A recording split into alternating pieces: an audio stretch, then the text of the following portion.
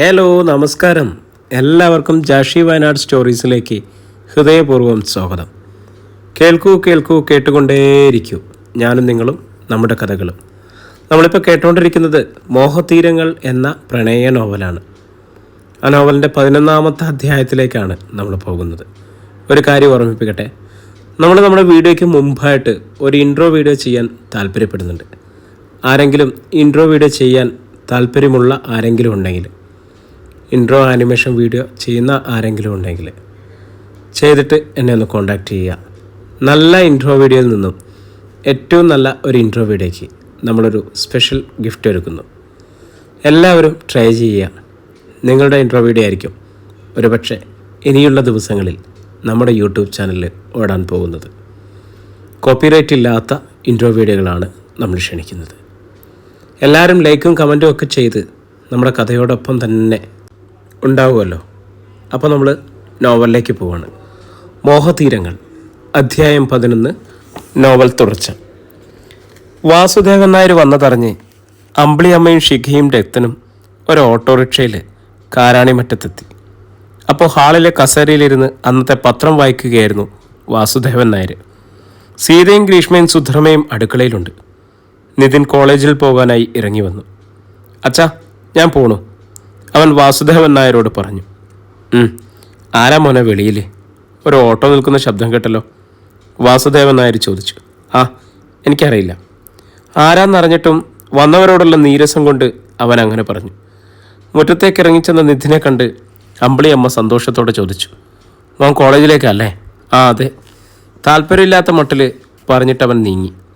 അവർ അകത്തേക്ക് കടന്നു. ഇതാരൊക്കെയാ? വരൂ ഇരിക്കൂ. അവരെ കണ്ടതിലുള്ള സന്തോഷം പ്രകടമാക്കി വാസുദേവൻ നായർ ഉപചാരപൂർവ്വം ക്ഷണിച്ചു. എന്തുണ്ട് അമ്പിളി വിശേഷങ്ങൾ? ശിഖയും രത്തനും ഇന്ന് അവധിയെടുത്തുവല്ലോ, വാസുദേവൻ 3 പേരോടുമായിട്ട് ചോദിച്ചു. വിശേഷങ്ങളൊക്കെ ഉണ്ട്, പക്ഷെ പറയാറായിട്ടില്ല, അമ്പിളിയമ്മ പറഞ്ഞു. വിശാഖൻ്റെ ജോലിക്കാര്യമാണെന്ന് വാസുദേവൻ നായർക്ക് മനസ്സിലായി. ഇരിക്കത്തെത്താം, വാസുദേവൻ നായർ രത്തനോട് പറഞ്ഞു. അവൻ വാസുദേവൻ നായരുടെ അടുത്തിരുന്നു. എന്തു നല്ല മനുഷ്യൻ! നേരത്തെ കണ്ടിരുന്ന ഒരു ഭാവവും ആ മുഖത്തില്ല. എത്ര സൗമ്യമായ പെരുമാറ്റം, അവൻ മനസ്സിലോർത്തു. അങ്കിളിപ്പോൾ എങ്ങനെയുണ്ട്? അവൻ ചോദിച്ചു. നടക്കാം മെല്ലെ, വാസുദേവൻ നായർ പുഞ്ചിരിയോടെ പറഞ്ഞു. അവരുടെ ശബ്ദം തിരിച്ചറിഞ്ഞ ഗ്രീഷ്മ അകത്തു നിന്നും ധൃതിയിൽ കടന്നു വന്നു. അമ്പിളിയമ്മയെ കെട്ടിപ്പിടിച്ച് ഒരു ഉമ്മ കൊടുത്തു. അമ്പിളിയമ്മ സ്നേഹത്താൽ അവളെയും ചേർത്ത് പിടിച്ചു. അപ്പോൾ അവളുടെ അരികിലേക്ക് ശിഖയും അടുത്തു. അവളെ ശ്രദ്ധിച്ച ഗ്രീഷ്മ അമ്മയുടെ കൈ വിടുവിച്ച് ശിഖയെയും കെട്ടിപ്പിടിച്ചു. അവൾക്കുണ്ടായ സന്തോഷത്തിന് അതിരില്ലായിരുന്നു. അത് കണ്ട വാസുദേവൻ നായരുടെ കണ്ണുകളും നിറഞ്ഞു.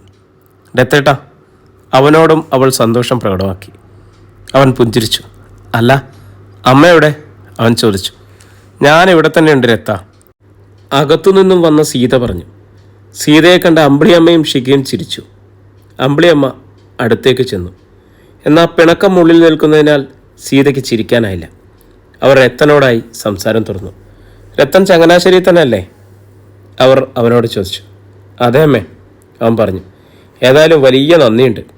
എൻ്റെ മോൻ്റെ പ്രശ്നം വന്നപ്പോൾ ഓടി നടക്കാനും വേണ്ടതൊക്കെ ചെയ്യാനും യാതൊരു മടിയുമില്ലാതെ നിന്ന രത്തനോട് എത്ര പറഞ്ഞാലും തീരാത്ത നന്ദിയും കടപ്പാടുണ്ട്. മോൾ എന്നോട് എല്ലാം പറഞ്ഞിരുന്നു. സീത നന്ദി വാക്കായി പറഞ്ഞു. അതിനെന്ത് ഇത്ര നന്ദി പറയാനിരിക്കുന്നു? ഞാൻ നിങ്ങൾക്ക് അന്യനൊന്നും അല്ലല്ലോ, അവൻ പറഞ്ഞു. ആ ബോധം രത്തനുണ്ടായി, എന്നാൽ മറ്റു പലർക്കും അങ്ങനെ ആയിരുന്നല്ലോ, സീത പറഞ്ഞു. അത് കേട്ടിട്ട് അമ്പിളിയമ്മയോ ശിഖയോ മറുപടി പറഞ്ഞില്ല. കാരണം അവർ ബന്ധം മാറ്റാനല്ല വന്നത്, അടുപ്പിക്കാനാണ്. ഈ അമ്മ എന്താ പറഞ്ഞിരുന്നേ? ആവശ്യമില്ലാത്തൊന്നും പറയണ്ട, ഗ്രീഷ്മ പറഞ്ഞു. അതെ സീതേ, നീ ഒരു ഭാഗത്തുനിന്ന് മാത്രം പറയണ്ട. പറയാനാണെങ്കിൽ അവർക്കും ഉണ്ടാവും വേറെ, അതൊന്നും ഇനി ചെകേണ്ട, അല്പം താക്കീത് സ്വരത്തിൽ വാസുദേവൻ നായർ പറഞ്ഞു. അത് ഞാൻ അനാവശ്യമൊന്നും പറഞ്ഞില്ലല്ലോ, രത്തനോട് ഒരു നന്ദി വാക്ക് പറഞ്ഞെന്നല്ലേ ഉള്ളൂ, സീത പറഞ്ഞു. അതെല്ലാവർക്കും മനസ്സിലാകും. അമ്മയും ശിഖേച്ചിയും ഇവിടെ ഇരിക്കി, ഞാൻ കുടിക്കാനുള്ളത് കൊണ്ടുവരാം. ഗ്രീഷ്മ ധൃതിയിൽ അകത്തേക്ക് പോയി. മോള് നല്ല ഉത്സാഹത്തിലാണെന്ന് വാസുദേവൻ നായർക്ക് മനസ്സിലായി. ഇനിയെങ്കിലും ഈ ഉത്സാഹം കെടാതെ സൂക്ഷിക്കണം. അതിന് അവൻ്റെ കാല് പിടിക്കണമെങ്കിൽ അതും ചെയ്യണം, അയാൾ മനസ്സിലുറപ്പിച്ചു. വിശാഖ് സിവിൽ സർവീസ് പരീക്ഷയുടെ ഇൻ്റർവ്യൂ കഴിഞ്ഞ് വന്നിട്ടുണ്ട്, രത്തൻ വാസുദേവൻ നായരോടെ പറഞ്ഞു. വിജയിക്കുമെന്ന അവൻ്റെ ഉറച്ച വിശ്വാസം. അത്രയും പറഞ്ഞപ്പോൾ വാസുദേവൻ നായരുടെ മുഖം കുറ്റബോധം കൊണ്ട് കുനിയുന്നത് രത്തൻ കണ്ടു. അയാളുടെ വിഷമത്തിലുള്ള ഒരു ചെറുപുഞ്ചിരിയും അത് ബോധ്യപ്പെടുത്തുന്നു. ഇതിൽ വിജയിച്ച പിന്നെ ട്രെയിനിങ്, അത് കഴിഞ്ഞാൽ പോസ്റ്റിങ്, രത്തൻ പറഞ്ഞു. വാസുദേവൻ നായർ വിചാരിച്ചതിനും അപ്പുറം തൻ്റെ അളിയൻ കീഴടക്കാൻ പോകുന്നു എന്നുള്ള ധ്വനിയും രത്തൻ്റെ സംസാരത്തിലുണ്ട്. ഞാൻ പറഞ്ഞു വരുന്നത് മറ്റൊന്നുമല്ല. രത്തൻ കുറച്ച് നിർത്തി. ഇനിയും ഇവരെ വേർപിരിച്ച് നിർത്തണമെന്നാണ്. പോരെങ്കിൽ ഗ്രീഷ്മ ഇപ്പോൾ ഗർഭിണി. മകളുടെ ഭാവിയെ കരുതി അങ്കിൾ നേരത്തെ എടുത്ത തീരുമാനത്തിൽ നിന്ന് മാറണമെന്ന അപേക്ഷ. വാസുദേവൻ നായർ നെടുവീർപ്പെട്ടു. തെറ്റുകുറ്റങ്ങളെല്ലാം മറന്ന് ഒന്നിക്കാനുള്ള അവസരമാണിത്. ഇത് പാഴാക്കിക്കൂടാ. വിശാഖ അറിഞ്ഞിട്ടാണോ നിങ്ങളുടെ വരവ്? വാസുദേവൻ നായർ ചോദിച്ചു. ഈ സമയം ഗ്രീഷ്മ കുടിക്കാനുള്ള വെള്ളമായിട്ടെത്തി. അത് ഓരോരുത്തർക്കായി കൊടുത്തു. അല്ല, അവൻ്റെ മനസ്സിപ്പോൾ ഒരിടത്ത് മാത്രം. അത് മടങ്ങി വരാൻ അല്പം സമയമെടുക്കുമെന്ന് എൻ്റെ വിചാരം. അത് ഞങ്ങൾ മാറ്റിയെടുത്തോളാം. അങ്കിളിൻ്റെ ഭാഗം ഒന്ന് ക്ലിയർ ചെയ്ത് തന്നാൽ മതി, രത്തൻ പറഞ്ഞു. എൻ്റെ ചിന്തകൾ എന്നെ നല്ല വഴിക്കല്ല നയിച്ചതെന്ന് എനിക്ക് ബോധ്യപ്പെട്ടു രത്ത. എന്താ ശരിയും തെറ്റും മാത്രമേ ഞാൻ തിരിച്ചറിഞ്ഞിട്ടുള്ളൂ. എല്ലാം ഒരു പിടിവാശിയായിരുന്നു. മകളോടുള്ള സ്നേഹം, അതിലുപരി അവരോടുള്ള കരുതൽ എന്നെ സ്വാർത്ഥനാക്കി. അതിനുവേണ്ടി ഞാനെടുത്ത കാർക്കശ്യം വിനവിധിച്ചു. തെറ്റാണെല്ലാം. മകളുടെ ആഗ്രഹങ്ങളും മനസ്സിലാക്കാതെ എൻ്റെ ധാർഷ്ട്യങ്ങൾ അവരുടെ മേലെ അടിച്ചേൽപ്പിച്ചതാണ് തെറ്റ്. എല്ലാവരും എന്നോട് പൊറുക്കുക. ഒപ്പം എൻ്റെ തെറ്റുകൾ മറന്ന് എൻ്റെ മരുമകൻ എൻ്റെ മോളെ സ്വീകരിക്കണമെന്ന് നിങ്ങൾ അവനോട് പറയണം. എല്ലാറ്റിനും ഞാൻ മാപ്പ് ചോദിക്കുന്നു. വാസുദേവൻ നായരുടെ ചുണ്ടുകൾ വിതുമ്പി. കൈകൾ കൂട്ടിപ്പിടിച്ച് അവരുടെ നേരെ തൊഴുതു. പെട്ടെന്ന് കൂപ്പിയ കയ്യിൽ കടന്നു പിടിച്ച് രത്തൻ താഴ്ത്തി. ഷേ, എന്താണ് അങ്കിളിത്? പാടില്ല. എല്ലാം പറഞ്ഞു പൊറുക്കാവുന്നതിൽ അപ്പുറമൊന്നുമില്ലല്ലോ, രത്തൻ പറഞ്ഞു. വാസോട്ടൻ്റെ സങ്കടം മനസ്സിലാക്കും. എങ്കിലും ഇത് വേണ്ടിയിരുന്നില്ല. എൻ്റെ മകൻ്റെ വിവരമില്ലായ്മയ്ക്ക് ഞങ്ങളല്ലേ അങ്ങോട്ട് കൈകൂപ്പേണ്ടത്? വേണ്ട, ഇനിയൊന്നും ആരും മനസ്സിൽ വെക്കണ്ട. എല്ലാം മറക്കാം. അവനോട് പറഞ്ഞ് ഞങ്ങൾ സമ്മതിപ്പിച്ചോളാം. അതിനല്പം കൂടി കാത്തിരിക്കണം, അമ്പിളിയമ്മ പറഞ്ഞു. അപ്പോഴേക്കും ഗ്രീഷ്മ അച്ഛൻ്റെ അരികിലെത്തി കെട്ടിപ്പിടിച്ച് മുഖത്തോട് മുഖം ചേർത്ത് തോളത്ത് തട്ടി ആശ്വസിപ്പിച്ചു. ആ നിമിഷം സീതയുടെ മനസ്സ് അലിഞ്ഞു. സങ്കടങ്ങൾ കൊണ്ട് വീർപ്പുമുട്ടി. അടുത്ത നിമിഷം സീത അമ്പിളിയമ്മയുടെ അരികിലിരുന്ന് കൈത്തലം കോരിയെടുത്തുകൊണ്ട് പറഞ്ഞു. പൊറുക്കണം അമ്പിളി ചേച്ചി, എൻ്റെ പിഴവാക്കുകൾ പൊറുക്കണം. ഒരമ്മയായതുകൊണ്ട് മനസ്സിലെ വിഷമങ്ങൾ സഹിക്കാതെ വന്നപ്പോൾ പറഞ്ഞു പോയതാണല്ല. എനിക്കെല്ലാം അറിയാം സീതേ. ഇതെല്ലാം പറഞ്ഞാൽ തീരാവുന്നതല്ലേ ഉള്ളൂ, അമ്പിളിയമ്മയും പറഞ്ഞു. എല്ലാവരോടും എനിക്കൊരു സത്യം അറിയിക്കാനുണ്ട്. എനിക്ക് മാത്രം അറിയാവുന്ന സത്യം. വാസുദേവൻ നായർ അത് പറഞ്ഞപ്പോൾ എല്ലാവരും പരസ്പരം നോക്കി. വിവാഹമോചന കേസ് എനിക്ക് ഇതുവരെ കൊടുക്കാൻ കഴിഞ്ഞിട്ടില്ല. അതിന് പോകുമ്പോഴായിരുന്നല്ലോ ഈ അപകടം, അയാൾ പറഞ്ഞു. അത് കേട്ടതും എല്ലാ കണ്ണുകളും മിഴിഞ്ഞു. പിന്നെ അവിടെ ആഹ്ലാദത്തിരകൾ അടിച്ചു വരാൻ അധികം നിമിഷം വേണ്ടി വന്നില്ല. എങ്കിൽ ഊണും കഴിച്ചിട്ടേ പോകുന്നുള്ളൂ, രത്തൻ പറഞ്ഞു. അത് കേട്ട് എല്ലാവരും കൂടി ചിരിച്ചു. പറഞ്ഞതുപോലെ ഉച്ചയ്ക്ക് ഊണും കഴിഞ്ഞിട്ടാണ് അമ്പിളിയമ്മയും ഷിഖയും രത്തനും അവിടെ നിന്ന് മടങ്ങിയത്. അധ്യായം 22. സംഭവബഹുലമായ ആ ലേഖനം 3 ദിവസങ്ങളിലായി നാട്ടുവർത്തമാനത്തിൻ്റെ താളുകളിലൂടെ പുറത്തു വന്നു. സ്പെഷ്യൽ കറസ്പോണ്ടൻസിൻ്റെ ശക്തമായ ഭാഷയിൽ തീക്ഷ്ണമായ വിമർശനം SP ഉലഞ്ഞാടി. അയാൾ മാറിക്കളിച്ച നാടകങ്ങളെല്ലാം മറയില്ലാതെ അതിൽ സൂചിപ്പിച്ചിരിക്കുന്നു. ചന്ദ്രാനന്ദ് വിരളിപ്പൂണ്ടു. ചന്ദ്രാനന്ദ് എങ്ങനെ നന്ദകുമാറായി എന്നതും സലോമയുമായിട്ട് അവനുള്ള ബന്ധവും അവരുടെ ഫ്ലാറ്റ് കേസും സുധിയയെ ഭാര്യയായി സ്വീകരിച്ച് അവരുടെ സ്വത്തുക്കൾ അപഹരിച്ച് കാലും കൈയും തല്ലിയൊടിച്ച് നരകിപ്പിച്ചതും കൊല ചെയ്യാൻ മറ്റൊരാളെ ഏൽപ്പിച്ചതും പിന്നീട് സിവിൽ സർവീസ് പരീക്ഷയിൽ പാസ്സായി SP ആയി മാറിയ കഥകളുമെല്ലാം പച്ചയോടെ ഒന്നൊന്നായി അണിനിരത്തിയിരിക്കുന്നു. ആ കേസ് കോടതിയിൽ പുനർജനിച്ച വിവരവും ചേർത്തിരുന്നു. തഴക്കം വന്ന ഒരു എഴുത്തുകാരൻ്റെ മികവുറ്റ രചനാ കൗശലം ഉടനീളം ആ ലേഖനത്തിൽ ദർശിക്കാം. ലേഖനം വന്നുകൊണ്ടിരുന്ന ഓരോ ദിവസവും അയാളുടെ പരിഭ്രാന്തിയേറി. പലരും പല ഭാഗത്തു നിന്നും അയാളെ വിളിച്ചുകൊണ്ടിരുന്നു. അവർക്കെല്ലാം ഇതിൻ്റെ സത്യസ്ഥിതി അറിയണം. മേലുദ്യോഗസ്ഥർക്ക് എക്സ്പ്ലനേഷൻ കൊടുക്കണം. ഒന്നിനും ഒരു തീരുമാനത്തിലെത്താനാവാതെ ചന്ദ്രാനന്ദ് കുഴഞ്ഞു. സഹായഹസ്തത്തിന് നീട്ടിയപ്പോൾ വേണ്ടപ്പെട്ടവരെല്ലാം മുഖം തിരിക്കുന്നു. ഇനി എന്തു ചെയ്യണം? ഒരു വഴിയുമില്ല. കൊല്ലുക തന്നെ. അവളെ, മറ്റവിടെ അനിയത്തി, അവളുടെ മറ്റേടത്തെ ഒരു പത്രപ്രവർത്തനം. ശവക്കുഴിയിൽ മണ്ണിട്ട് മൂടി ഭദ്രമായി ഉറപ്പിച്ചിരുന്ന ആ കേസ് അവൾ പൊക്കിക്കൊണ്ടുവന്നിരിക്കുന്നു. ചന്ദ്രാനന്ദ് പല്ല് കടിച്ചു ഞെരിച്ചു. കോടതി നേരിട്ട് ഇടപെട്ട കേസാണിത്. പുനരന്വേഷണം ഉണ്ടാകും. തന്നെ അറസ്റ്റ് ചെയ്ത് ചോദ്യങ്ങളുണ്ടാവും. പിന്നെ പിടിച്ചു നിൽക്കാനാവില്ല. അതിനു മുമ്പ് എന്തെങ്കിലുമൊക്കെ ചെയ്തു തുടങ്ങണം. അയാൾ ഇരിപ്പുറയ്ക്കാതെ സലോമിയെ വിളിച്ചു. സലോമി, നീ എവിടെയാ? നീ ആ നശിച്ച പത്രം കണ്ടോ? നാട്ടുവർത്താനല്ലേ? കണ്ടു. ഒരു കൂട്ടുകാരി പറയുമ്പോഴാണ് ഞാനത് അറിയുന്നത്. അവൾക്കൊരു സംശയമുണ്ടായി. അവൾ ഉടനെ തന്നെ പത്രത്തിൻ്റെ 3 ദിവസത്തെ കോപ്പികളുമായി വന്നു. ഞാൻ ഞെട്ടിപ്പോയി. ഞാൻ നിന്നെ പല പ്രാവശ്യം വിളിച്ചു. അപ്പോഴെല്ലാം നീ മറ്റേതോ കോളിലാണ്. ഇനിയിപ്പോൾ എന്തു ചെയ്യൂടാ? സലോമി ചോദിച്ചു. എന്തു ചെയ്യാൻ? 2 പേരും കുടുങ്ങും. ഞാൻ എല്ലാ അരപ്പാടുകളും ചോദിച്ചു. എല്ലാവരും ഇപ്പോൾ കൈയൊഴുകിയ. അവനൊക്കെ പ്രശ്നമുണ്ടായപ്പോൾ കൂടെ നിന്നവനെ ഞാൻ. ഇപ്പോൾ ഒരുത്തനുമില്ല. അയാൾ കത്തി ജ്വലിച്ചു. സലോമി ഒരു നിമിഷം മിണ്ടാതിരുന്നു. എന്താ, നിനക്കൊന്നും മിണ്ടാനില്ലേ? അയാൾ ചോദിച്ചു. എന്ത് പറയണമെന്നാണ് ഞാൻ ആലോചിക്കുന്നത്. അറിഞ്ഞപ്പോൾ മുതൽ ഞാനൊന്ന് തീ തിന്നോ? ഇനിയിപ്പോൾ ഒന്നേ ഉള്ളൂ. അവൾ പറഞ്ഞു. എന്താ? അയാൾ ചോദിച്ചു. സാധാരണ നടപടി പോലെ ഞാനൊരു നല്ലൊരു വക്കീലിനെ കാണും. ഉടനെ അറസ്റ്റൊന്നും ഉണ്ടാകാതിരിക്കാൻ മുൻകൂർ ജാമ്യം എടുക്കണം. അപ്പോൾ നീ ഇപ്പോൾ എവിടെ? ഞാനിപ്പോൾ ഒരു ഒളിസങ്കേതത്തിലാണ്. ചാനലുകാരെയും പത്രക്കാരെയും പേടിച്ച് പുറത്തിറങ്ങാൻ കഴിയുന്നില്ല. അവൻ പറഞ്ഞു. ഒരു കാര്യം ചെയ്യ്, സാറിനെ അവിടെ കറങ്ങണ്ട, ഇങ്ങോട്ട് പോരെ. ഞാൻ വക്കീലിനെ കണ്ടോളാം. പറ്റുമെങ്കിൽ നീണ്ടൊരു അവധി എടുക്ക്. അവൾ പറഞ്ഞു. ഞാനങ്ങനെ തന്നെ തീരുമാനിച്ചു. ഇന്ന് വൈകിട്ട് ഞാനവിടെ എത്തും. പറഞ്ഞിട്ട് ചന്ദ്രാനന്ദ് ഫോൺ താഴ്ത്തി. എന്നിട്ടും അയാളുടെ മനസ്സടങ്ങിയില്ല. ഇതിന് കാരണക്കാരിയായ അവളെ നേരിലൊന്ന് കാണണം. കണ്ട് 2 വർത്തമാനം പറയണം. ഒത്തെങ്കിൽ അവളുടെ ചോദ്യങ്ങൾക്കുള്ള മറുപടി അവിടെ വെച്ച് തന്നെ കൊടുക്കണം. അവൾ എന്താണെന്ന് വെച്ചാൽ ചെയ്യട്ടെ. ഏതായാലും വരാൻ പോകുന്ന കോടാലി സഹിച്ചോളാം. അയാളുടെ മനസ്സ് ആർത്തിരമ്പുന്ന കടലായി. അയാൾ നേരെ നാട്ടുവർത്തമാനത്തിൻ്റെ ഓഫീസിലേക്ക് കാറെടുത്ത് നീങ്ങി. ഔദ്യോഗിക വേഷത്തിൽ തന്നെയായിരുന്നു പോക്ക്. ഒരുപക്ഷെ തൻ്റെ അവസാനത്തെ പോലീസ് വേഷമായിരിക്കും അവൻ വിചാരിച്ചു. പത്രം ഓഫീസിലേക്ക് അനുവാദമില്ലാതെ ചീറിപ്പാഞ്ഞു എന്ന SP കണ്ട് ഭയത്തോടെ ജീവനക്കാർ ചാടിയണീറ്റു. അരുണയും വിശാഖവും എഴുന്നേറ്റില്ല. അവർ അയാൾക്ക് യാതൊരുവിധ പരിഗണനയും കൊടുത്തില്ല. നീയാണോടാ എനിക്കെതിരെ പരമ്പര സൃഷ്ടിച്ചവൻ? SP ആക്രോശിച്ചുകൊണ്ട് വിശാഖിൻ്റെ നേരെ എടുത്തു. ആണെന്ന് പറഞ്ഞാൽ? വിശാഖ് മതയ നാണയത്തിൽ തന്നെ മറുപടി കൊടുത്തു. നിന്നെ ഇതുപോലെ തൂക്കിയെടുത്ത് ഇഞ്ചപ്പരുവത്തിലാക്കും. മിന്നൽ പ്രവാഹത്തിൽ വിശാഖിൻ്റെ ഷർട്ടിൻ്റെ കോളറിന് പിടിച്ച് അയാൾ പൊക്കി വലിച്ചു. അതേ വേഗത്തിൽ തന്നെ വിശാഖ് അയാളുടെ കൈ തട്ടിമാറ്റി. താൻ പോടോ, താനൊരു ചുക്കും ചെയ്യില്ല. വിശാഖ് തൻ്റെ ഇടത്തോടെ പറഞ്ഞു. എടാ നായെ! ചന്ദ്രാനന്ദ് അലറിക്കൊണ്ട് വിശാഖിന് നേരെ കൈയുയർത്തി. വിശാഖ് സീറ്റിൽ നിന്നും പിന്നോട്ട് വലിഞ്ഞ് ഒഴിഞ്ഞു മാറി. മിസ്റ്റർ! അരുണ സീറ്റിൽ നിന്നും ചാടി എഴുന്നേറ്റു. നിങ്ങളെന്ത് ചന്തത്തരമാണ് കാട്ടുന്നത്? പോലീസ് കുപ്പായിട്ടതുകൊണ്ട് എന്തും ആകാമെന്നാണോ? അവൾ ചെടിപ്പോട് ചോദിച്ചു.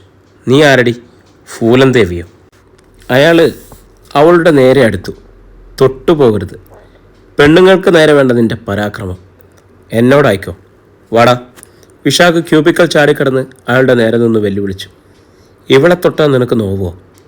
എങ്കിൽ കാണട്ടടാ. അടുത്ത നിമിഷം ചന്ദ്രാനന്ദൻ്റെ കൈ അരുണയുടെ നേരെ നീണ്ടു. വിശാഖിൻ്റെ ഊക്കം തൊഴിയിൽ അവിടെ കിടന്ന കസേരയും മറിച്ചിട്ട് ചന്ദ്രാനന്ദ് നിലംപതിച്ചു. അയാളുടെ കൈ തട്ടി അരുണയും തെറിച്ചുപോയി. വീരൊട്ടും പോകാത്ത ചന്ദ്രാനന്ദ് കിടന്ന കിടപ്പിൽ നിന്ന് വളഞ്ഞു കുത്തി ചാടി എഴുന്നേറ്റു. വിശാഖിന് നേരെ കുതിച്ചു. നിർത്തടാ! ഉഗ്രസ്ഫോടനം പോലെയുടെ ശബ്ദം അവിടെ ചിലമ്പിച്ചു. എല്ലാവരും ശബ്ദം കെട്ടിടത്തേക്ക് നോക്കി. ചന്ദ്രാനന്ദ് മുഖം വെട്ടിച്ചു. തീക്കണ്ണുകളുമായി സൂര്യ കയ്യിൽ തോക്ക് ചൂണ്ടി ക്യാബിൻ്റെ വെളിയിൽ നിൽക്കുന്നു. ചുട്ടുകളയും നിന്നെ. വിശാഖിൻ്റെ നേരെ കൈയൊന്ന് ചലിപ്പിച്ച നിന്റെ നെഞ്ച് കീറിക്കിടക്കും ഇതിലെ വെടിയുണ്ടകൾ. തീപ്പൊരി തുപ്പിയ പോലെ സൂര്യയുടെ വാക്കുകളിൽ വീണു. ഇത് ലൈസൻസുള്ള റിവോൾവർ തന്നെയാണ്. നിനക്ക് വേണ്ടി കരുതി വെച്ചത്. നിനക്ക് വേണ്ടി മാത്രം. നീ എൻ്റെ കൈപ്പിടിയിൽ ഒതുങ്ങാതെ വന്ന നിന്നെ തീർക്കുന്നതിന് വേണ്ടി കരുതി വെച്ചത്. ഇറങ്ങിപ്പോടാ. ഇത് ഉപയോഗിക്കേണ്ടെന്നുണ്ടെങ്കിൽ വന്ന വഴി ഇറങ്ങിപ്പോടാ. സൂര്യ ശബ്ദമുയർത്തി. റിവോൾവറിൻ്റെ കുഴലിനും സൂര്യയുടെ തീക്കണ്ണുകൾക്ക് മുന്നിലും പതറിപ്പോയ ചന്ദ്രാനന്ദ് കീഴടങ്ങിയ സിംഹത്തെപ്പോലെ മുരണ്ടു. നിന്നെ ഞാൻ വെറുതെ വിടില്ലടി. നീ പോടാ. അവളും തിരിച്ചടിച്ചു. പിന്നെ ചന്ദ്രാനന്ദ് അവിടെ നിന്നില്ല. എല്ലാവരെയും രൂക്ഷമായി നോക്കിയിട്ട് അയാൾ അവിടെ നിന്ന് ഇറങ്ങി. പിറ്റേ ദിവസത്തെ പ്രഭാതപത്രത്തിൽ ചന്ദ്രാനന്ദൻ്റെ പരാക്രമത്തിൻ്റെ കഥ വിശദമായി പുറത്തിറങ്ങി. എല്ലാവരോടുമൊപ്പം കാരാണിമറ്റത്തും അത് ചർച്ചയായി. പത്രത്തിലെ ആ വാർത്ത വന്ന പേജ് മറിക്കാതെ അന്തം വിട്ടതുപോലെ വാസുദേവൻ നായരുന്നു. തൊട്ടടുത്ത് സീതയും. ഇവൻ ഇത്രക്കാരനാണെന്ന് ആരെങ്കിലും അറിഞ്ഞോ? സീത വാസുദേവൻ നായർ കേൾക്കെ പറഞ്ഞു. എന്തു ചന്തം, എത്ര നല്ല ഇടപെടൽ! അന്തസ്സുള്ള ജോലിയിൽ പ്രൗഢിയോടെ നിൽക്കുന്നവൻ, ആത്മാർത്ഥമായിട്ട് മറ്റുള്ളവരെ സഹായിക്കുവാൻ. ഇതൊക്കെ അല്ലായിരുന്നോ 3 ദിവസം വരെ നമ്മളവന് കൊടുത്ത പൊൻതൂവലുകൾ? ഇപ്പോഴിതാ അവൻ്റെ തനിനിറം വെളിച്ചത്ത് വന്നിരിക്കുന്നു. ഇതാണ് പണ്ടുള്ളവർ പറയുന്നത്, പൊന്നാണേലും ഉരച്ചു നോക്കണമെന്ന്. സീത പറഞ്ഞു. അതെ സീതെ, അവൻ അന്ധമായിട്ട് നമ്മൾ വിശ്വസിച്ചു. ഒരു സമയം മകൾക്ക് അവൻ ഉത്തമ ഭർത്താവായിരിക്കും എന്ന് വരെ വിചാരിച്ചു. എന്തായാലും ഈശ്വര കൃപ, ഒരു കേടും സംഭവിക്കാതെ ഇതെല്ലാം മാറിയല്ലോ. അതെ വാസുവേട്ടാ, അവൻ ഇങ്ങനെയുള്ളവനാണെന്ന് നമ്മളാരും സ്വപ്നോപി വിചാരിച്ചതാണോ? ഇവിടെ കൂടെ കൂടെ വരുന്നു, നമ്മുടെ വീഴ്ചയിൽ ആത്മാർത്ഥമായിട്ട് ഇടപെടുന്നു, ഡോക്ടറെ കൊണ്ടുവന്ന് വാസുവേട്ടനെ കാണിക്കുന്നു, ചികിത്സിപ്പിക്കുന്നു. ഒന്ന് കെട്ടിയ പെണ്ണാണെങ്കിലും മോളെ കെട്ടിക്കോളാന്ന് പറയുന്നു. കേസിൽ പെട്ടുപോയ മോനെ രക്ഷിക്കുന്നു. പോരെ നമ്മളെ തൃപ്തിപ്പെടുത്താൻ? നമ്മളതിൽ വീണുപോയി. ഒരു ചതിയും അവനിൽ നിന്നും പ്രതീക്ഷിച്ചില്ല. ഏതായാലും ഒന്നും സംഭവിക്കാതിരുന്നത് ഭാഗ്യം. സീതയും സ്വയം ആശ്വസിച്ചു. ഇവരുടെ സംസാരത്തിനിടയിലേക്കാണ് ഗ്രീഷ്മയുടെ ജോലിയും കഴിഞ്ഞുള്ള വരവ്. അവൾ ഹാളിലേക്ക് കടന്നു വന്നു. അവളുടെ ചുണ്ടിൽ ചിരിയുണ്ടായിരുന്നു. എങ്ങനെയുണ്ടമ്മേ ഭാവി മരുമോൻ്റെ വിളയാട്ടങ്ങൾ? പത്രം ശരിക്കും വായിച്ചോ? അവൾ കളിയാക്കൽ പോലെ അമ്മയോട് ചോദിച്ചു. സീത വിഷണ്ണയായി ഗ്രീഷ്മയെ നോക്കി. അമ്മയ്ക്കായിരുന്നല്ലോ കൂടുതൽ നിർബന്ധങ്ങൾ. എന്നിട്ടെന്തായി? അവൾ ചോദിച്ചു. നീ കുത്തി നോവിക്കണ്ട, സീത പരിഭവം പോലെ പറഞ്ഞു. ഇവൻ ഇങ്ങനൊരു ചതിയനാണെന്ന് കരുതുമോ? അതെ, കരുതിയില്ല. വിശാഖേട്ടനോടുള്ള പകയല്ലായിരുന്നു അപ്പം മനസ്സിൽ നിറയെ. അന്നേരം വീണ്ടും വിചാരത്തിൻ്റെ ഒരു വഴിയും കൊടുക്കില്ല. ഇപ്പം എല്ലാം അറിഞ്ഞപ്പോൾ തൃപ്തിയായില്ലേ? അവൾ അമ്മയെ കുറ്റപ്പെടുത്തി. പോട്ട മോളെ, അമ്മയെ കുറ്റപ്പെടുത്തണ്ട. ഇതെല്ലാം നമ്മുടെ ജീവിതത്തിനിടയിൽ സംഭവിക്കേണ്ടതാണെന്ന് വിചാരിക്കാം. അട്ടെ, വിശാഖനെ കൂടുതലായി ഉപദ്രവിക്കുകയോ മറ്റോ ചെയ്തതോ അവൻ? നീ അന്വേഷിച്ചോ? വാസുദേവൻ നായർ ചോദിച്ചു. ഉവ്വച്ച, പരിക്കേറ്റവരെ നേരിൽ കാണുകയും ചെയ്തു. അവൾ പറഞ്ഞു. അവരെ എന്താ അവിടെയാണോ കൊണ്ടുവന്നത്? വാസുദേവൻ നായർ ചോദിച്ചു. അതെ, അവർക്കാർക്കും ഒരു പരിക്കുമില്ല. കേസിൻ്റെ ബലത്തിന് വേണ്ടി അവിടെ കിടത്തിരിക്കുക. പിന്നെ അവിടെ നടന്ന സംഭവങ്ങൾ നീതു പറഞ്ഞതുപോലെ അവൾ അമ്മയോടും അച്ഛനോടും പറഞ്ഞു. കേട്ടപ്പോൾ രണ്ടുപേർക്കും സന്തോഷമായി. ഒരു ദിവസം കഴിഞ്ഞപ്പോൾ വിശാഖും അരുണയും ആശുപത്രി വിട്ടു. അടുത്ത ദിവസം മുതൽ അവർ ഓഫീസിലും വന്നു തുടങ്ങി. സുധിയ കേസ് പുനരന്വേഷണത്തിന് വിട്ടുകൊണ്ടുള്ള കോടതി ഉത്തരവും പുറത്തു വന്നു. നാട്ടുവർത്തമാനത്തിൻ്റെ ഓഫീസിൽ ആഹ്ലാദത്തിരകൾ അലയടിച്ചു. സുരിയുടെ ക്യാബിനിലിരുന്ന് ഭാവി നീക്കങ്ങളെക്കുറിച്ച് അവർ ചർച്ച തുടങ്ങി. വിശാഖും അരുണയും സബിതയും ക്യാബിനിൽ സുരിയുടെ മുന്നിലുള്ള സീറ്റുകളിൽ സ്ഥാനം പിടിച്ചിരുന്നു. നീതുവും സർക്കുലേഷൻ മാനേജർ മയൂരിയും അവിടെ ഉണ്ടായില്ല. അവർ കട്ടപ്പനയിലെ ഏജൻസി കോൺഫറൻസിലായിരുന്നു. സൂര്യ അവളുടെ ചേച്ചിയുമായി വീഡിയോ കോളിലൂടെ സംസാരിച്ചു. കേട്ടില്ലേ ചേച്ചി വാർത്ത? ചേച്ചിക്ക് സന്തോഷം തോന്നില്ലേ? ഉണ്ട്, പക്ഷെ അത് പോരല്ലോ. അവനെയും അവളെയും പോലീസ് കസ്റ്റഡിയിലെടുത്ത് ചോദ്യം ചെയ്ത് പിന്നെ കോടതി വിചാരണ നടത്തി ശിക്ഷിക്കുകയും ചെയ്താലേ എൻ്റെ മനസ്സിന് സംതൃപ്തി വരും. സുധിയ അവിടെ ഇരുന്ന് പറഞ്ഞു. അതുണ്ടാവും ചേച്ചി, ഇല്ലാതെ അവിടെ പോകാൻ? സൂര്യ പറഞ്ഞു. അവരെന്താ ഒളിവിലാണോ? സുധിയ ചോദിച്ചു. അതെ, പോലീസ് പിന്നാലെയുണ്ട്. അധികം വൈകില്ല, അവരുടെ അറസ്റ്റ് ഉണ്ടാവും. സൂര്യ പറഞ്ഞു. ആട്ടെ, നമ്മൾ വിശാഖവരണയോടെ അവർ ഓഫീസിലെത്തിയോ? സൂര്യയുടെ മുന്നിലിരുന്ന അവരുടെ മുഖങ്ങളിൽ പുഞ്ചിരി വിടർന്നു. ആ എത്തി, ഇദ്ദേഹം എൻ്റെ മുന്നിലുണ്ട്, വേണമെങ്കിൽ അവരോട് സംസാരിച്ചോളൂ. സൂര്യ ലാപ്ടോപ്പ് വിശാഖിൻ്റെയും അരുണയുടെയും നേരെ തിരിച്ചു വെച്ചു. Hi Vishakh, hi Aruna. നിങ്ങൾ രണ്ടാളുടെയും ചെറുത്തുനിൽപ്പിന് അഭിനന്ദനങ്ങൾ. Thank you madam. ഇരുവരും നന്ദി പറഞ്ഞു. ഞങ്ങൾക്ക് മികവുറ്റരും കർമ്മധീരരുമായ സേനാ അംഗങ്ങൾ പോലീസിലുണ്ടെങ്കിലും ഇവനെപ്പോലുള്ള ക്രിമിനൽസിനെ ആരുടെയും പിഴവ് കൊണ്ട് കടന്നുകൂട്ടിയിട്ടുണ്ട്. ഇവർ സമൂഹത്തിന് ബാധ്യതയാണ്, അത് നല്ലതല്ല. അതുകൊണ്ട് ഇവനും അർഹിക്കുന്ന ശിക്ഷ കൊടുത്തേ മതിയാവും. സുധി അവരോട് തുടർന്നു പറഞ്ഞു. ശരിയാ മാഡം, ഇയാളെപ്പോലുള്ളവരാ സേനയ്ക്ക് അപമാനം. വിശാഖും ചേർത്ത് പറഞ്ഞു. വിശാഖിൻ്റെ പരീക്ഷയുടെ റിസൾട്ട് വന്നോ? സുധിയെ ചോദിച്ചു. ഇല്ല, വരേണ്ട സമയമായി, അവൻ പറഞ്ഞു. വിജയപ്രതീക്ഷ ഉണ്ടല്ലോ? അവൻ പുഞ്ചിരിച്ചു. നല്ലത് വരട്ടെ. അപ്പോൾ ഞങ്ങൾക്ക് നഷ്ടം വലുതായിരിക്കും. ചുരുങ്ങിയ സമയം കൊണ്ട് ഞങ്ങളുടെയൊക്കെ മനസ്സ് കീഴടക്കി വിശാഖിൻ്റെ അകലം വിഷമമുണ്ടാക്കും. പിന്നെ ഞങ്ങളുടെ കുഞ്ഞനുജത്തിമാർ ഇവിടെയുള്ളതാ. ഞങ്ങൾക്ക് ആത്മധൈര്യം. അരുണയും സബിതയും, സുധിയ പറഞ്ഞു. സുധിയ മാഡത്തിൽ നിന്നും ഒരു കോംപ്ലിമെൻറ്റ്സ് കിട്ടിയപ്പോൾ അരുണയ്ക്കും സബിതയ്ക്കും സന്തോഷമായി. എല്ലാവർക്കും നന്ദി, പിന്നെ കാണാം. കോള് കട്ടായി. 2 ദിവസം കൂടി കഴിഞ്ഞു. നീതു ധൃതിയിലാണ് ഓഫീസിലേക്ക് കടന്നു വന്നത്. അവളുടെ മുഖത്ത് ഒരു പുഞ്ചിരി ഉണ്ടായിരുന്നു. അവൾ വന്നപാടെ വിശാഖിൻ്റെ അരികിലെത്തി. നീ ആ UPSCയുടെ സൈറ്റ് എടുത്ത് നോക്കിക്കേ, അവൾ വിശാഖിനോട് പറഞ്ഞു. അവൻ കണ്ടില്ലെന്ന് അവൾക്ക് മനസ്സിലായി. ആയിരുന്നെങ്കിൽ ഇതല്ലായിരുന്നു പാവം. അവൻ കുറച്ച് സംശയത്തോടെ അവളെ നോക്കി. നോക്കുന്നേ, അവൾ ചിരിച്ചുകൊണ്ട് പറഞ്ഞു. എന്താ നീതു മേഡം? മറ്റു ജോലിക്കാർ വിളിച്ചു പറഞ്ഞു. പറയാം, നീതു പറഞ്ഞു. ഇതിനിടയിൽ മുമ്പിലിരുന്ന കമ്പ്യൂട്ടറിൽ അവൻ പരതി. അവൻ്റെ കണ്ണുകൾ മിഴിഞ്ഞു, ചുണ്ടിൽ പുഞ്ചിരി വിടർന്നു. ശരിയല്ലേ? നീതു ചോദിച്ചു. അവൻ തലയിളക്കി. നീതു പിന്നെ എല്ലാവരോടുമായി പറഞ്ഞു. പ്രിയമുള്ളവരെ, നമ്മുടെ ഗ്രൂപ്പിൽ നിന്നും ഒരു IAS പിറന്നിരിക്കുന്നു. കേരളത്തിൽ നിന്നുള്ളവരിൽ 1-ാം സ്ഥാനത്തും ദേശീയ തലത്തിൽ 4-ാം സ്ഥാനത്തും എത്തി മിടുക്കൻ. അവൾ കൈയടിച്ചു. ഒപ്പം മറ്റുള്ളവരും. സൂര്യ മേഡത്തെയും നീതു ഈ വിവരം അറിയിച്ചു. ക്യാബിനിൽ നിന്നും നീതുവിനോടൊപ്പം സൂര്യ വെളിയിൽ വന്നു. അഭിനന്ദനം വിശാഖ്, അഭിനന്ദനം. സൂര്യ കൈയടിച്ചുകൊണ്ട് മുന്നോട്ട് വന്നു. അപ്പോൾ ഇന്ന് നമുക്ക് 2 സന്തോഷങ്ങളാണ് പങ്കുവയ്ക്കാനുള്ളത്, സൂര്യ പറഞ്ഞു. 2 സന്തോഷങ്ങളോ? രണ്ടാമത്തേത്?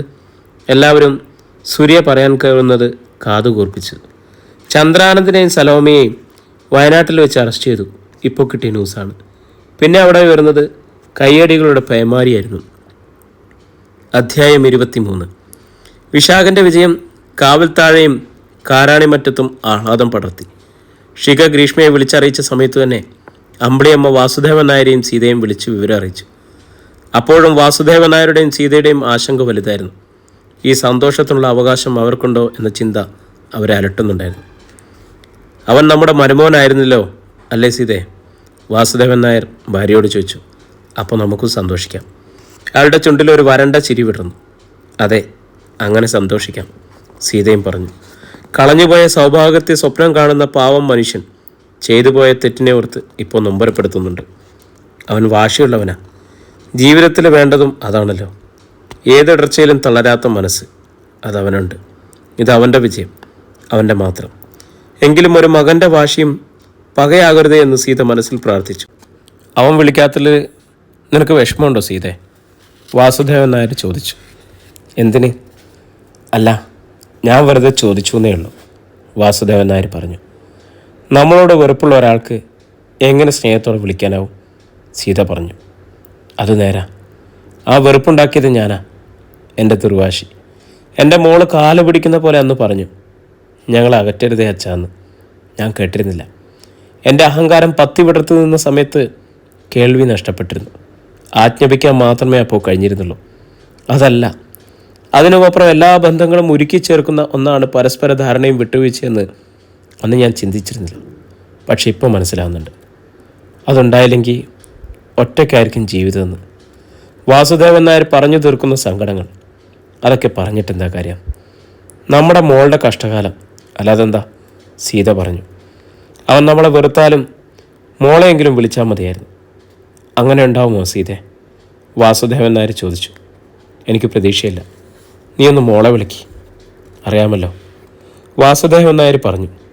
സീത ഫോണെടുത്ത് ഗ്രീഷ്മയെ വിളിച്ചു. നീ അറിഞ്ഞോ മോളെ? അറിഞ്ഞമ്മേ, ഷികേച്ചി പറഞ്ഞു. അവൻ ഇല്ല. അതറിയാനാ വിളിച്ചത്. സീത കൂടുതലൊന്നും പറയാതെ ഫോൺ കട്ട് ചെയ്തു. പിറ്റേന്ന് വിശാഖ് ജോലി കഴിഞ്ഞ് വന്ന സമയം അമ്പിളിയമ്മ അവൻ്റെ മുറിയിലേക്ക് ചെന്നു. ഇനിയിപ്പോൾ മോൻ പുറത്തേക്ക് പോകണ്ടോ? അമ്പിളിയമ്മ ചോദിച്ചു. ഇല്ല. എന്താ അമ്മേ, വല്ലതും വാങ്ങാനുണ്ടോ? അതൊന്നുമില്ല, പക്ഷെ പറയാനുണ്ട്. എന്താ? അവൻ ചോദിച്ചു. നീ എന്താ മോനെ ഇങ്ങനെ? ഇവിടെ ഒരു സന്തോഷം ഉണ്ടായപ്പോൾ നീ ഗ്രീഷ്മ മോളെയും വീട്ടുകാരെ അറിയിക്കാത്ത എന്താ? ആദ്യം അറിയേണ്ടത് അവളല്ലേ, മോള്. എനിക്കങ്ങനെ തോന്നിയില്ല. തോന്നാതിരുന്നിട്ട് കാര്യമില്ല. അവൾ നിൻ്റെ കൊച്ചിൻ്റെ അമ്മയാ. അമ്മയ്ക്ക് മറ്റൊന്നും പറയാനില്ലേ? അവൻ ദേഷ്യം ഭാവിച്ചു. ഇല്ല, ഇപ്പോൾ ഇതേ പറയാനുള്ളൂ. എടാ, നിനക്കറിയോ ഇത് പറഞ്ഞു കേട്ടിട്ട് അവൾ എത്ര സന്തോഷമുണ്ടായെന്ന്? തുള്ളിച്ചാടുകയായിരുന്നു ആ കുടുംബം. അമ്പിളിയമ്മ പറഞ്ഞു. സന്തോഷോ? അവർക്കോ? അവൻ ചിരിച്ചു. നീ ചിരിക്കണ്ട, ഉണ്ടായ സത്യമാണ് ഞാൻ പറഞ്ഞു. വാസോട്ടനും സീതയും നിനക്ക് ആശംസകൾ നേർന്നതായി അറിയിച്ചു. അവിചാരിതം. ദുഷ്ടമൃഗങ്ങൾക്കിടയിൽ ഇങ്ങനെയും മനസ്സുണ്ടോ? അവൻ്റെ പരിഹാസം മുറുകുന്നത് കണ്ടപ്പോൾ അമ്പിളിയമ്മ പറഞ്ഞു. മോനെ, നീ വിചാരിക്കുന്ന പോലെ അവർ ദുഷ്ടമൃഗങ്ങളൊന്നുമല്ല. സ്നേഹവും അലിവും ഒക്കെ അവർക്കുണ്ട്. ഒരിക്കലും ഒരു വാശിപ്പുറത്ത് നിന്നോട് എന്തൊക്കെയോ പറഞ്ഞു പോയി എന്ന് വെച്ച് അവരുടെ മനസ്സിൽ നിന്ന് നല്ലതൊന്നും അടർന്നു പോയിട്ടില്ല. നീ എന്നല്ലാതെ ഒരു മനുഷ്യനെ പോലും മനസ്സിൽ കൊണ്ടു നടക്കാത്ത നിൻ്റെ ഭാര്യയോട് പോലും നിനക്കൊരു സന്തോഷം ഉണ്ടായപ്പോൾ അറിയിക്കാഞ്ഞത് കഷ്ടമെന്നല്ല, അഹങ്കാരം എന്നാണ് പറയേണ്ടത്. അമ്പിളിയമ്മ അവനെ കുറ്റപ്പെടുത്തി. ഭാര്യയോ? അതോ ബന്ധം പിരിയാൻ കേസ് കൊടുത്തവളാണോ എൻ്റെ ഭാര്യ? അവൻ ചോദിച്ചു. എന്നാൽ ആര് പറഞ്ഞു ബന്ധം പിരിയാൻ പോണെന്ന്? പിന്നെ കേസ് കൊടുത്തത് തമാശയ്ക്കാ? അവൻ ചോദിച്ചു. അമ്പിളിയമ്മ അവനോട് ശാന്തമായി പറഞ്ഞു. മോനെ, വാസുവേട്ടൻ്റെ ദേഷ്യത്തിന് അതിന് ഒരുങ്ങിയെന്നുള്ളത് നേരം. പക്ഷെ അങ്ങനെ ഒരു അപേക്ഷ കൊടുക്കേണ്ടി വന്നില്ല. അതിനു മുൻപില്ലായിരുന്നു അപകടം. അതിപ്പോൾ പറയുന്നു. പിൻവലിക്കാനുള്ള ശ്രമമായിരിക്കും. അല്ല മോനെ, സത്യം അതാണ്. അതുകൊണ്ട് എൻ്റെ മോൻ കഴിഞ്ഞു പോയതൊന്നും ഇനി ഓർക്കണ്ട. മോളിപ്പോൾ ഗർഭിണിയാണ്.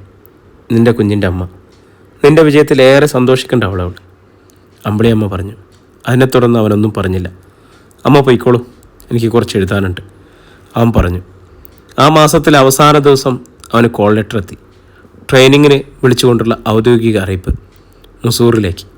പോകുന്നതിൻ്റെ തലേദിവസം നാട്ടുവർത്തമാനത്തിൻ്റെ ഓഫീസിൽ അവന് മധുരതരമായ ഒരു യാത്രയയപ്പ് നൽകി.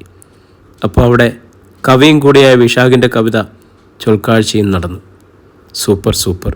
കവിതയുടെ അവസാനം നീതു വിളിച്ചുകൂവി. ഒപ്പം മറ്റുള്ളവരുടെ കയ്യടികൾ അവനെ പ്രോത്സാഹിപ്പിച്ചു.